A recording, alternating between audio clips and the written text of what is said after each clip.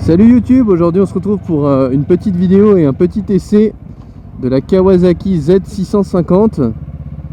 Alors c'est le modèle 2022 que tout le monde connaît déjà bien maintenant. Et on va voir un petit peu ce que ça donne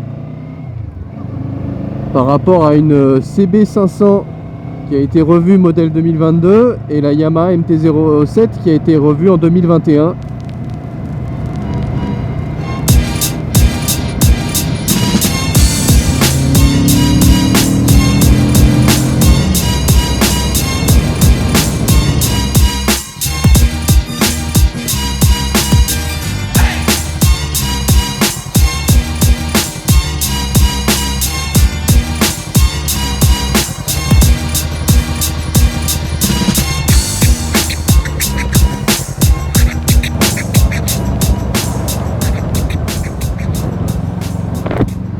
Alors que dire des premières sensations sur ce Z650 alors déjà je fais faire quelques critiques, sinon c'est pas drôle.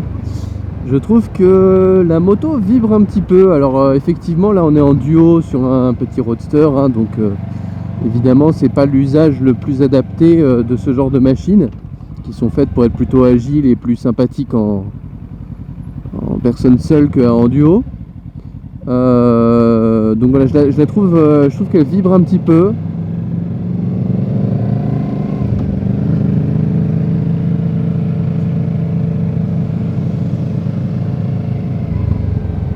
Alors, on va tester les suspensions en duo. Hop. Bon, c'est pas l'idéal forcément.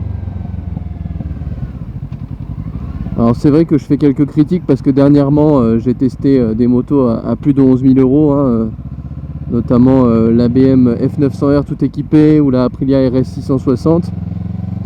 Et forcément sur un modèle à 7 000 euros, on ne peut pas retrouver le même niveau d'équipement électronique et de conduite.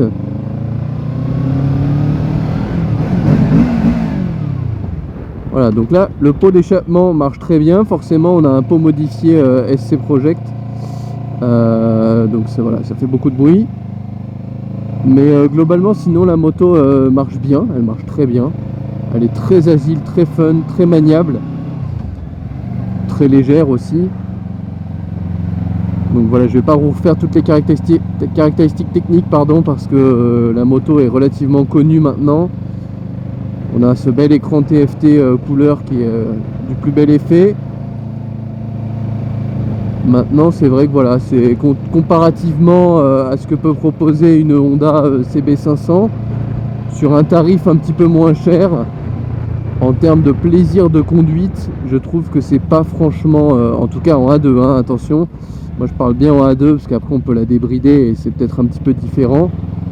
Mais en A2, voilà, on retrouve la même agilité, le même comportement, ça fonctionne bien. Là, sur les premiers tours de roue comme ça, ma préférence, elle irait peut-être pour la CB500. Là encore, les goûts et les couleurs, c'est très... voilà, faut tester, faut se faire son avis personnel. Là, je trouve qu'elle marche bien. Avec le pot, évidemment, c'est super rigolo. Mais je trouve pour moi, pour un jeune permis qui débute, qui n'a pas envie de mettre un énorme budget dans sa moto, la CB500 a le meilleur rapport qualité-prix. Elle est extrêmement rassurante et en tout cas contrairement à ce que moi je pouvais en penser au départ avant de l'acheter, elle démérite pas, le fun est bien présent, quoi.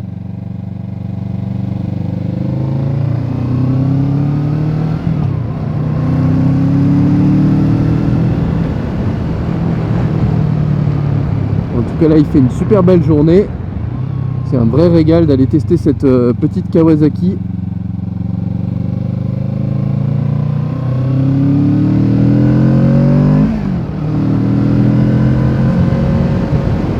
Alors effectivement je trouve qu'on ressent les vibrations majoritairement dans les fesses, dans la selle. C'est pas très agréable honnêtement.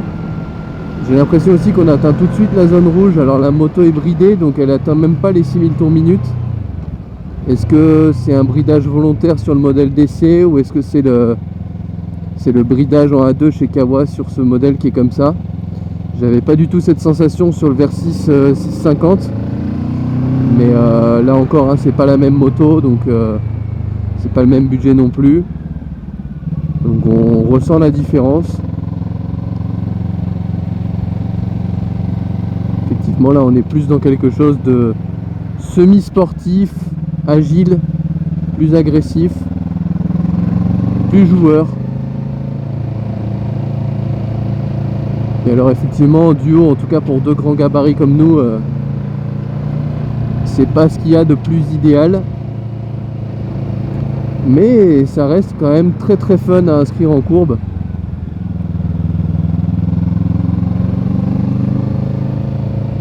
Et j'avoue que la sensation de feeling de se sentir rassuré au guidon est moins présent, je dirais, sur cette Kawa que sur la Honda. Quand on la prend en main pour la première fois et qu'on la découvre, alors ça reste des motos très faciles, attention, faut pas me faire dire ce que j'ai pas dit, mais entre les deux, je trouve voilà, avantage à la Honda. Disons qu'elle se place bien entre une Honda plutôt pépère, tranquille, quand même fun, mais parfaite pour débuter et se rassurer, et une MT-07 qui va être beaucoup plus fait pour jouer, faire des wheelings, etc. Avec un moteur un peu plus péchu. Là on a un juste équilibre entre les deux.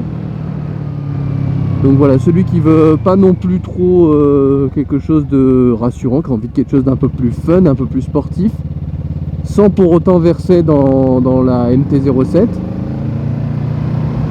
et ben voilà, il peut se faire plaisir. On vient de croiser un très beau motard en Panigale, si je ne m'abuse. En tout cas, mettre en courbe, c'est très agile et très agréable, hein. Très très fun.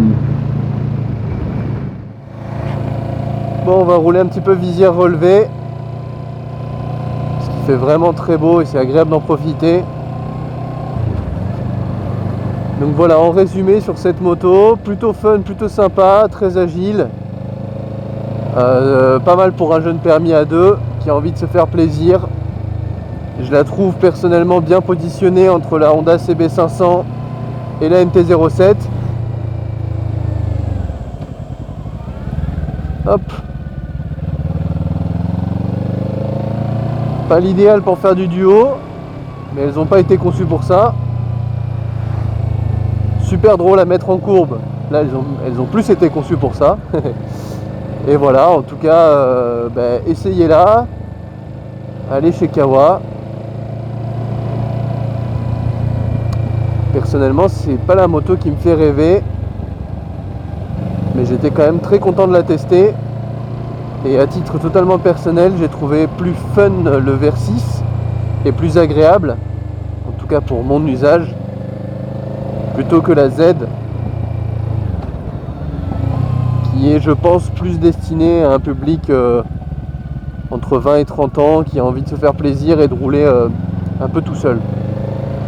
En moto plaisir.